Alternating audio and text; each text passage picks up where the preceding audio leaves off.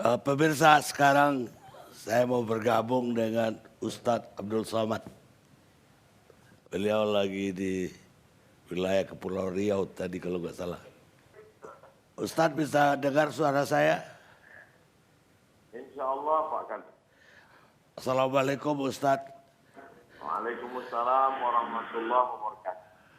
Ustadz pasti sudah mendengar semacam polemik ataupun berbeda pendapat setelah Ketua DPR RI Puan Maharani menyatakan semoga Sumatera Barat menerima Pancasila,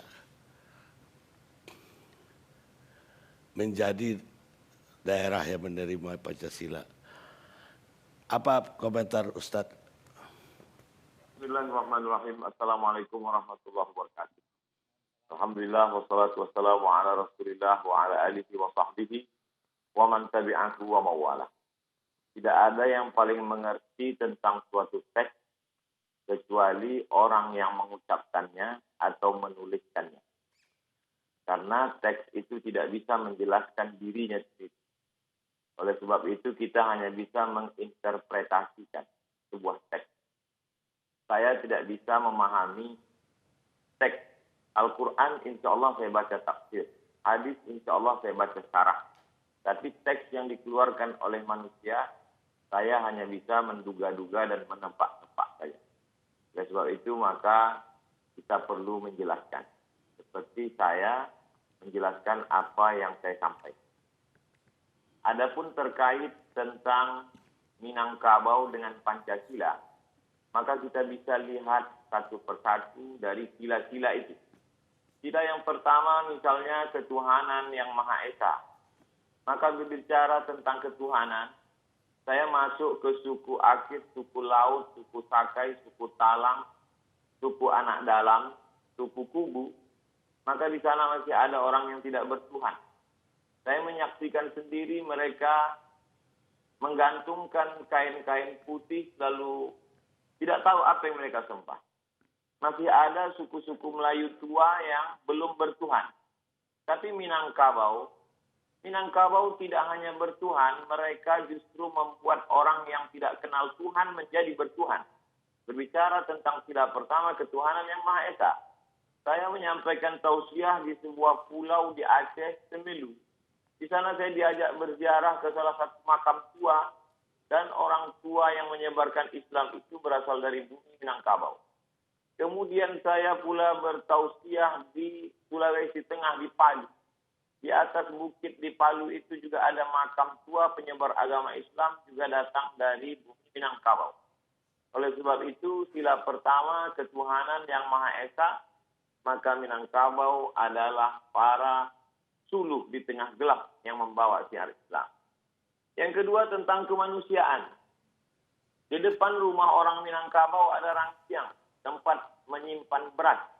Beras itu dibagi-bagi lagi. Ada beras yang dimakan keluarga, tapi juga ada beras yang jadi makanan untuk fakir miskin. Orang Minangkabau adalah orang yang paling peduli terhadap kemanusiaan. Oleh sebab itu, orang Minangkabau membuka rumah makan. Mereka tidak menganggap pekerja itu sebagai kuli yang digaji, tapi mereka dianggap sebagai saudara yang sistemnya bagi hasil. Karena mereka melihat sebagai kemanusiaan. Itu maka rumah makan berkembang pesat yang hari ini dia menjadi tukang angkat piring. Tahun depan dia insya Allah akan punya rumah makan. Kemanusiaan. Tentang persatuan Indonesia, orang Minangkabau amat sangat cukup rukun dan syarat untuk membuat sebuah negara. Masalah diplomasi, tidak ada yang lebih hebat daripada diplomasi Haji Agus Salim. Dia berhadapan dengan orang-orang Belanda, orang-orang Eropa, berbagai macam bahasa dunia dia kuasai. Tentang masalah ekonomi, kita tahu siapa Bapak Koperasi Indonesia. Ialah Bung Hatta. Tentang masalah agama, jangan tanya lagi. Orang Minangkabau, prestasi agamanya bukan tingkat nasional. Tapi dia adalah Imam Masjidil Haram, Syekh Ahmad Khatib Al-Minangkabau. Universitas Al-Azhar dalam sejarah hanya sekali memberikan penghargaan Dr. honoris causa kepada seorang ayah yang anaknya juga mendapatkan honoris causa. Dia adalah Haji Abdul Malik Karim Amrullah dan ayahnya Abdul Malik Karim Amrullah juga mendapatkan honoris causa dari Al-Azhar. Ekonomi, politik, agama, orang Minangkabau punya. Bagaimana dengan tentara? Tentara-tentara Minangkabau tidak dididik di Indonesia. Haji Miskin, Haji Tiobang, Haji Sumani, Tuan Kunan Renceh. Mereka adalah tentara-tentara yang luar biasa. Tapi kemudian mereka tidak membuat negara, mereka justru menggabungkan diri dengan negara Kesatuan Republik Indonesia. Karena mereka mengamalkan pengawal Persatuan Indonesia. Tentang masalah musyawarah. Sila yang keempat. Musyawarah, bule ayah dek pambuluh, bule kato dek mufakat. Air itu menjadi bulat kalau dia lalu di pembuluh. Sedangkan kata itu menjadi bulat kalau dia ada musyawarah mufakat. Orang Minangkabau tidak mengambil keputusan sendiri dengan kepalanya sendiri. Dia tahu dia mungkin silap, salah, dan lupa. Orang Minangkabau mengenal filosofi tiga tungku sajarangan. Kalau kita memasak ada 3 tungku di sana. Tungku inilah yang menampung dandang yang begitu besar. Tungku ini juga yang merasakan panasnya api di bawah. 3 tungku sajarangan. Nenek mama, alim ulama, cadia pandai. Orang Minangkabau berkata, duduk sendiri sampai duduk bersama lapang. Duduk sendiri terasa sempit, tapi kalau duduk bersama terasa lapang. Kenapa demikian? Karena mereka lebih mengutamakan musyawarah dan mufakat. Lalu kemudian tentang keadilan sosial. Orang Minangkabau amat sangat adil. Anak didukung, kemanakan dipangsi. Perempuan Minangkabau tidak pernah perlu jauh dari kampung halamannya untuk cari makan. Kenapa demikian? Karena mereka punya nenek mama yang adil. Perempuan tidak pernah mengalami diskriminasi. Karena perempuan ada harato tinggi yang tidak dibagi. Sebagian ulama mempermasalahkan harato tinggi. Kenapa tidak dibagi menjadi ahli waris? Karena itu sebenarnya adalah wakaf keluarga. Ketika seorang perempuan tidak punya suami atau ayahnya meninggal, tidak keluarga laki-laki, tidak ada. Siapa yang akan menyara hidupnya memberi makan dia? Ada harato tinggi. Mereka amat sangat mengutamakan keadilan. Orang Minangkabau amat sangat Pancasilais. Mana buktinya? Dari mulai Sabang sampai Papua. Pesawat saya mendarat di Sorong. Begitu turun saya di airport, tangan melambai dari jauh. Saya suruh dia mendekat ke mobil saya tanya, ada apa? Ambo urang payakumbuh. Betapa jauh tempat kita memandang, tapi orang Minangkabau sampai juga ke sana. Saya diminta untuk memberikan sepatah 2 patah kata untuk penggalangan dana Surau Sydney namanya. Tidak hanya ke Indonesia, sampai ke Sydney orang Minangkabau bisa bersosialisasi. Dia diterima di mana dia berada. Karena orang Minangkabau punya filosofi di mana tanah diinjak, di situ langit dijunjung. Di mana bumi dipijak, di situ langit dijunjung. Orang Minangkabau tidak pemarah. Orang Minangkabau tidak pendendam. Orang Minangkabau bagaimana berdebat hebatnya Muhammad Yamin dengan Buya Hamka.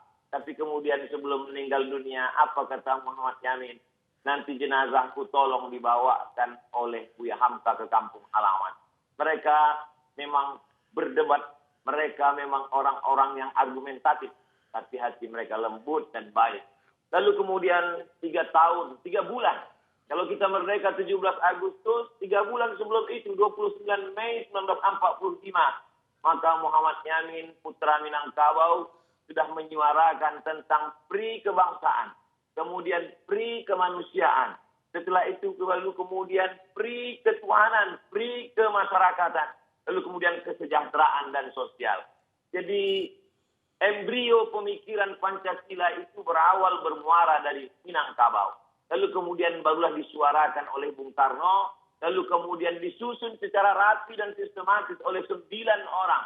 Dan di antara 9 orang itu, 3 orangnya adalah Minangkabau.